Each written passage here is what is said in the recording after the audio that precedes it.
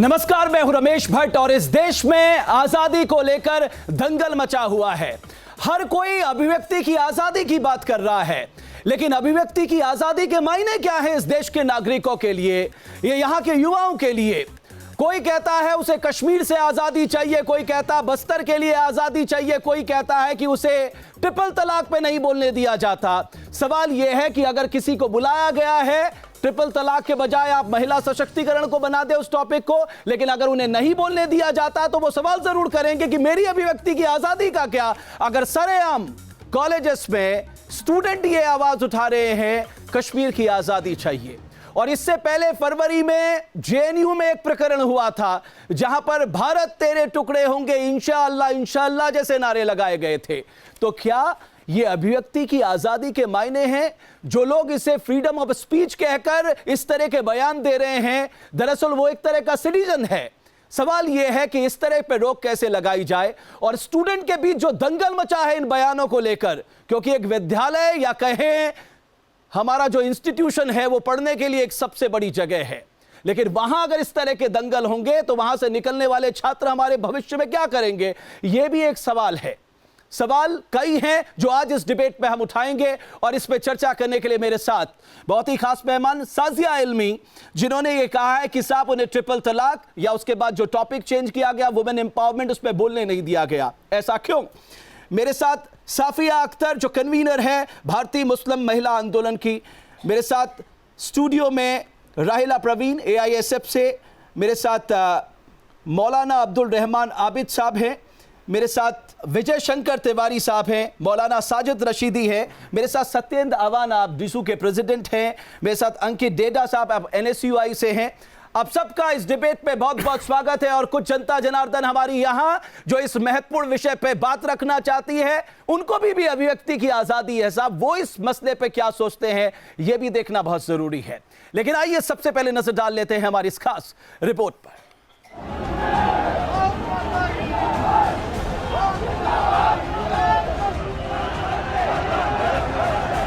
लब की आजादी के नाम पर हल्ला बोल जारी है। देशभक्ति और देशद्रोह के बहाने सियासी घमासान छिड़ा। एक तरफ दिल्ली विश्वविद्यालय जंग का अखाड़ा बनता जा रहा है, तो दूसरी तरफ अभिव्यक्ति की आजादी के नाम पर बहस छिड़ गई है।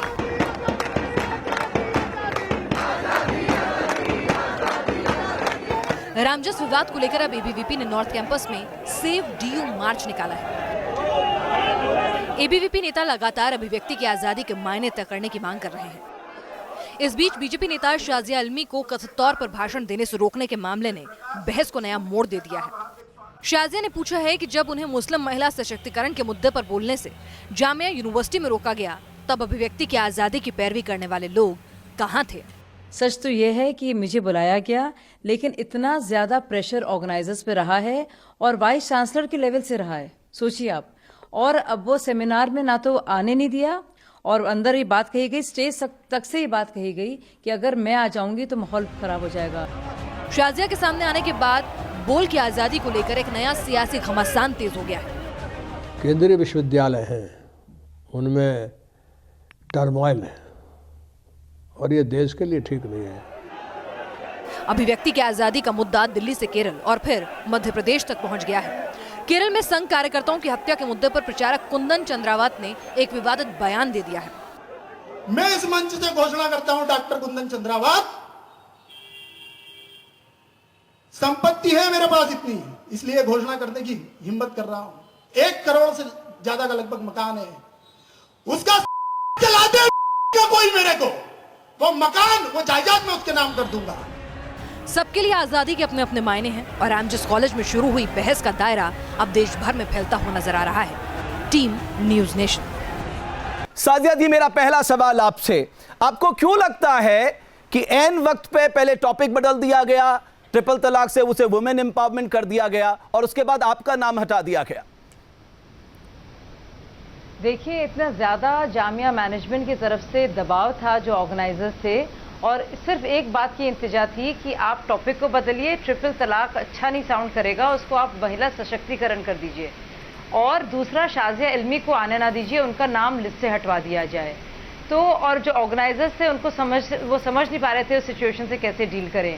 मुझे लगता है मुझे जामिया में इसलिए नहीं आने दिया गया क्योंकि मैं ट्रिपल तलाक पर मेरे व्यूज़ बहुत वेल नोन है। मैं ट्रिपल तलाक में मेरे वही व्यूज़ हैं जो बांग्लादेश और अफ़गानिस्तान और पाकिस्तान और सूडान और अल्जीरिया में और मोरक्को में और बहुत सारे मुसलमान नेशंस में जो कानून है मैं उसी के हक में हूँ, लेकिन वो उनको जगह बहुत ही प्रोग्रेसिव शायद। और दूसरी सबसे बड़ी बात कि मैंने भाजपा जो मेरी सियासी जो सोच है और मेरा जो सियासी चॉइस है, क्योंकि मैंने भाजपा ज्वाइन किया है, इस वजह से जामिया मिलिया इस्लामिया के मैनेजमेंट ने मुझे अंदर आने की इजाजत नहीं दी। ओके, आप कह रही हैं इसके लिए पूरी तरह से मैनेजमेंट जिम्मेदार है की वजह से, यानी ऑर्गेनाइजर चाहते थे आप ट्रिपल तलाक पे बोले, लेकिन जामिया मैनेजमेंट ने दबाव डालकर पहले टॉपिक बदलवाया, फिर आपका नाम हटा दिया। एक और बात, मौलाना साजिद रशीदी साहब, हम तो कहते साहब इस देश में अभिव्यक्ति की आज़ादी है, हर कोई स्वतंत्र है, क्यों नहीं ट्रिपल तलाक पे उन्हें बोलने दिया गया?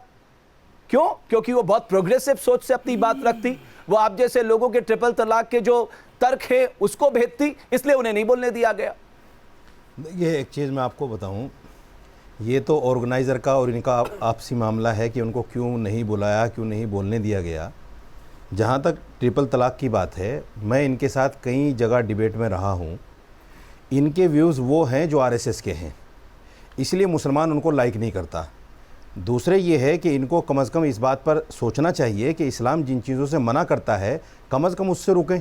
मेरे पास इनके कुछ फ़ोटोज़ हैं जो बीजेपी के अध्यक्ष हैं, उनके साथ ये होली खेल रही हैं और फ़ख्र कर रही हैं उस बात पर, और बिल्कुल फ़ोटो मेरे पास अभी भी मौजूद है, मैं दिखा भी सकता हूँ। क्या इस्लाम में इस तरह की इजाज़त है कि गैर महरम के साथ होली खेली जाए? तो ऐसी वुमेन जो इस्लाम की बात करे और इस्लाम का अनादर करे, इस्लाम की बेइज्जती करे, कौन उसको सुनना पसंद करेगा भाई? मैं तो कहता हूँ अच्छा किया, ऐसी औरतों को बाइकाट करना चाहिए मुसलमानों को। और इस्लाम पर बोलने का इनको कोई हक ही नहीं है। तो जो इस्लाम को ना जाने, इस्लाम पे बोलने का सारा ठेका बिल्कुल इसको हक नहीं है, सारा ठेका, क्योंकि ये इस्लाम को नहीं जानती, सारा ठेका बिल्कुल। आप कह रहे हैं ना कि इनको हक नहीं है। मुस्लिम पर्सनल लॉ बोर्ड, उसने क्या एफिडेविट दिया सुप्रीम कोर्ट में, अब आप सुनिए। आप उन्होंने कहा कि अगर ट्रिपल तलाक को मंजूरी नहीं दी गई, आगे नहीं बढ़ाया गया, तो महिलाओं की हत्या हो जाएगी, वो उन्हें जला के मार देंगे। ये एफिडेविट दिया है सुप्रीम कोर्ट पे। गलत बात, ये मैं आपके सामने रख रहा हूं। मुस्लिम पर्सनल लॉ बोर्ड ने, आप इसको पहला तर्क, आप इसको गलत बोल रहे हैं। मुस्लिम पर्सनल लॉ का जो व्यू है वो ये है कि हमारे यहाँ इस्लाम में तलाक का एक प्रावधान है, अगर हमारी ज़िंदगी सही नहीं चलती है तो हम तलाक के ज़रिए से अलग हो सकते हैं। ये उससे बेहतर है कि मर्द औरत को जलाकर मार दे या उसका गला घोट कर मार दे। ये आप उसको दूसरी तरह से कह रहे हैं। नहीं, ऐसा नहीं, उसमें ये भी लिखा गया अगर लंबा खींचेगा वो जला के मार सकता है। इस बात का डर बना हुआ है। एक चीज़ और कहता हूँ, एक चीज़ आप ऐसा एज्यूम कर रहे हैं कि ऐसी परिस्थितियां हो सकती है। एक चीज़ और, हाँ मैं बिल्कुल वही कहता हूँ। एक चीज़ और बताना चाहता हूँ आपको। देखिए कुछ औरतें, जैसे महिला आंदोलन से यहाँ सफिया जी बैठी हैं, 47,000 औरतों के इन्होंने साइन कराए। मुस्लिम पर्सनल लॉ बोर्ड ने 3.5 करोड़ औरतों ने साइन करके दिए हैं कि हम इसके हक में हैं।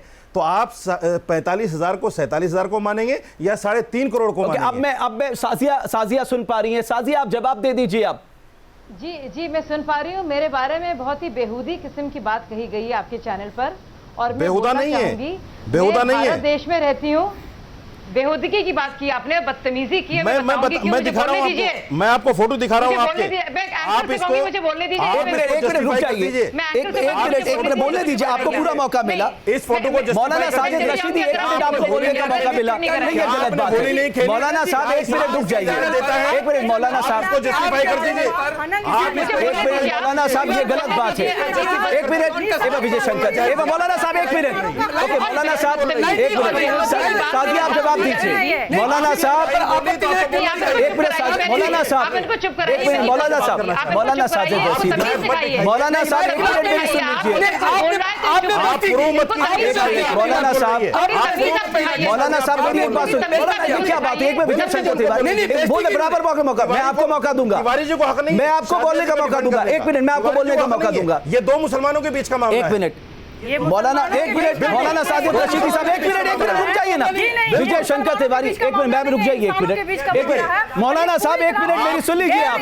मौलाना साहब किसी भी आप जस्टिफाई कर दीजिए, आप जस्टिफाई कर दीजिए, आप इसको जस्टिफाई कर दीजिए। अरे जस्टिफाई क्या करना साहब? क्या एज ए मुस्लिम आप होली खेल सकती हैं? बहुत सारे आप गैर महरम के साथ होली खेल सकते हैं? एक मिनट बताइए मुझे, एक मिनट जवाब दीजिए मुझे। एक मिनट मौलाना साहब चाहिए, क्या एज ए मुस्लिम आप होली खेल सकती हैं? बिल्कुल नहीं, ये मुसलमानों की बात नहीं है, ये इंसान। अरे मुसलमानों की बात कैसे नहीं है? आप इस्लाम के नाम पर इस्लाम को बदनाम करना चाह रही हैं? अरे एक मिनट मौलाना रशीदी, बदनाम करना चाह रही हैं? एक मिनट मौलाना आप रशीदी, बताइए क्या जायज है? आप बताइए क्या राहिला जायज है? प्रवीण एक मिनट रुक जाइए। क्या जायज है? आप इसको जायज बता दीजिए, आप इसको जायज बता दीजिए, आप इसको जायज बता दीजिए। नहीं बता सकती आप। ओके एक मिनट मौलाना साहब बोलने के लिए आपने बहुत बोलिए। एक मिनट इस्लाम मैडम प्रवीण अब एक मिनट के रुक जाइए। फिर कहता हूँ हद हो गई मौलाना साहब। अगर इस्लाम पर उनको डिबेट करनी है मेरे साथ ओके एक मिनट मेरे साथ मैं आ रहा हूँ मौलाना साहब जितना एक मिनट मौलाना साहब मौलाना जानता हूँ। मौलाना साहब एक मिनट मेरी बात सुनिए ना, एक मिनट मेरी बात इस्लाम को बदनाम करने में लगी हुई है। उनको RSS के लाइन आप किस तरह की बातें कर रही? साजिया अब अपना जवाब दीजिएगा। एक मिनट अब आप चुप रहिए। साजिया जवाब दीजिए। मैं चाहूंगी कि अब मैं एंकर साहब से भी कहूंगी कि जिस तरह की गंदी बातें आपके चैनल पर हो रही हैं, आप अपने लगाम लगाइए। आपको गाली नहीं दी जा रही है। नहीं फिर मौलाना साहब आप बोलने लग गए। सिर्फ इस्लाम मौलाना साहब ये व्यक्ति की स्वतंत्रता है, आप क्या उन्हें सिखा रहे हैं साहब? खंडित करने की बात की जा रही है। आप इस मुसलमानों को इस्लाम को बदनाम कर रही है। आप गैर महरम के साथ होली खेल रही है। क्या इस्लाम इसकी इजाजत देता है? बिल्कुल। क्या इस्लाम इसकी इजाजत देता है आपको? मुझे बोलने तो दीजिए, मुझे बोलने तो दीजिए। आप कितने बदतमीज इंसान हैं, किसी को बोलने मैं नहीं हूँ। एक मिनट मौलाना साहब हद हो गई, आप बोलने नहीं दे रहे। मौलाना साहब एक मिनट मैंने आपको ना गाली मौलाना साहब एक मिनट ये कहता हूँ क्या इस्लाम आपको एक बार सत्येंद्र मौलाना साहब एक मिनट मौलाना साहब मुझे आपको रोकना पड़ेगा प्लीज। मौलाना साहब एक मिनट साजिया अब आप बोलिएगा। मौलाना साहब बीच में मत बोलिएगा, मैं आपको मौका दूंगा। साजिया अपनी बात पूरी करिए। नहीं आप पहले उनको रुकवाइए, उनको थोड़ा तमीज से बोलिए साजिया जी आप बोलिए। एक मिनट मौलाना साहब आप चुप रहिए। आप नहीं मेरी बात आप एक मिनट रुक जाइए, मैं जवाब दे रहा हूँ ना। जवाब देना पड़ेगा। साजिया बोलिए। ये मौलाना साहब हद हो गई। एक मिनट रुक जाइए। एक मिनट अवाना साहब सत्येंद्र अवाना साहब एक मिनट रुक जाइए। एक मिनट आप मत बताइए कि मैं साजिया के साइड पर हूँ। साजिया जी अब आप जवाब दीजिए। साजिया जी एक मिनट में रुक जाइए। एक मिनट विजय सोनकर शास्त्री साहब मेरी बात सुनिए, मेरी बात सुनिए। एक मेरी बात सुनिए। एक मिनट साजिया बोलिए। साजिया बोलिए। साजिया बोलिए। साजिया बोलिए। साजिया बोलिए। आपको जाने की जरूरत नहीं है साजिया। साजिया हमने आपको मेहमान के तौर पे बुलाया है। हमने आपका आप बोलिए, आप अपनी पूरी बात रखिए। साजिया साजिया आप पूरी बात रखिए। सत्येंद्र आप उठ के चले जाइए ना। एक मिनट क्योंकि जब एक बार सत्येंद्र अवाना एक मिनट शरीफ के बारे में कुछ नहीं पता था ना, एक मिनट के बारे में मालूम था, एक मिनट ना तलाक के एहसन और हसन के बारे में मालूम एक था। मिनट। इनको पूरी तरह से ये हार गए। सारी महिलाओं ने उनको बताया और भी आलिम थे, ये तो कुरान शरीफ के बारे में नहीं जानते। ये हाँ। फ्रॉड किस्म के इंसान है। तो ये खिसिया गए कि एक कुरान शरीफ में तलाक को लेकर जो है इसकी जानकारी उनको थी नहीं। मैंने उनको एक्सपोज कर दिया तो ये खिसिया गए। मैंने बता दिया कि कुरान शरीफ ही नहीं जानते। अवाना साहब एक मिनट।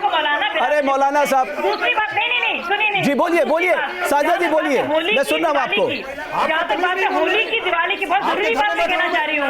मेरे अगर हिंदू भाई बहन या मुसलमान हिंदी भाई बहन के साथ में कोई भी फेस्टिवल बना, एक मिनट उसमें किसी को क्या आपत्ति है? मौलाना मैं देश की बेटी भी हूँ, हाँ। ईद भी बनाऊंगी, मैं होली भी खेलूंगी। एक मिनट। तो मेरे भाई हैं सारे और मैं क्यों नहीं खेलूंगी? मेरे साथी हैं, मेरे भाई हैं, मेरे भतीजे हैं, मेरे भांजे हैं, मेरे बड़े भाई हैं, छोटे भाई हैं। मैं क्यों नहीं इतनी गंदी नजर? ओके साजिया आपकी बात सुन ली। साजिया आपकी बात सुन ली है। एक मिनट साजिया आपकी बात सुन ली है। एक मिनट साजिया आपकी बात सुन ली है।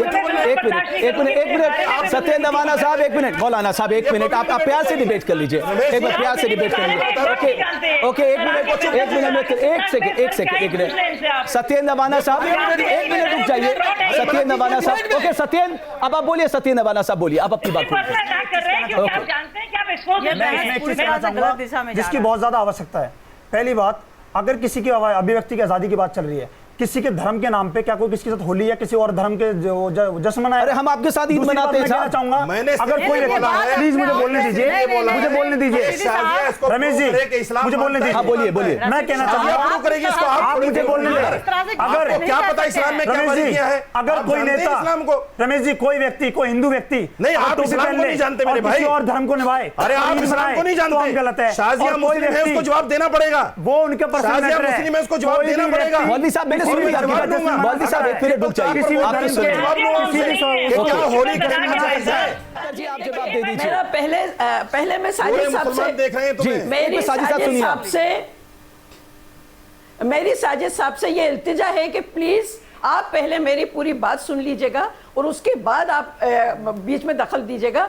अभी आपने जैसा कहा, आपको अभिव्यक्ति की आज़ादी है, आप अपने ख्यालात का इजहार कर सकते हैं, लेकिन उसका मतलब ये नहीं है कि आप अपने ऐसे ख्यालात का इजहार करें जिससे किसी के जज्बात को, किसी के फीलिंग्स को ठेस पहुंचे, उसकी फीलिंग्स हर्ट हो। अगर आपने शाजिया एक आदमी 22 करोड़ मुसलमानों के जज्बात को ठेस पहुंचा रहा है, मैं ना बोलूं उस पर?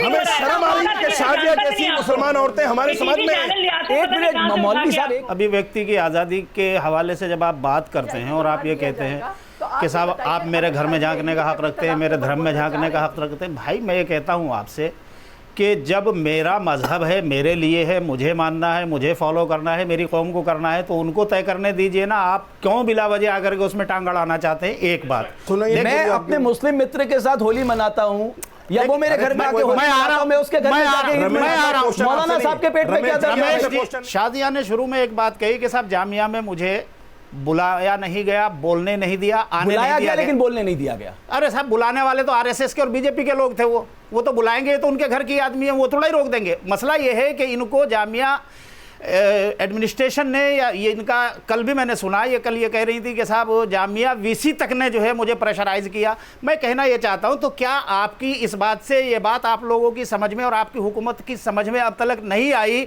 कि हिंदुस्तान के 22 करोड़ मुसलमान जो है 3 तलाक के मसले पर आपकी राय को बिल्कुल सुनना भी पसंद नहीं करते, फिर आप काहे को जिग-जिग करते फिर रहे भाई? दूसरी बात मैं आपसे कहना चाहता हूं, अभी कल ही मैंने टीवी पर देखा, बनारस हिंदू यूनिवर्सिटी में हमारी बच्चियां जो हैं वो भी अपनी आज़ादी के लिए लड़ाई लड़ने की बात कर रही हैं, जबकि वहां का एडमिनिस्ट्रेशन जो है अलग हॉस्टल में उनके लिए 8 बजे तक की खुल्लस देता, उसके बाद पाबंदी एक फला है। मैं कहता हूं कि अगर आरएसएस हमारी बच्चियों में, हमारी औरतों में सभ्यता और तहजीब और इंसानियत की बात करता, मैं कहता हूं मैं सबसे पहला मुसलमान हूं, मैं आरएसएस को ऐसे मामलों में सपोर्ट करता हूं और ऐसा होना चाहिए। हमें अभिव्यक्ति की आज़ादी के नाम पर घरों को तुड़वाने का काम नहीं करना है, माशरे में खून और फसाद और एक दूसरे के सर पे जूतों समेत चढ़ाने का काम नहीं करना है।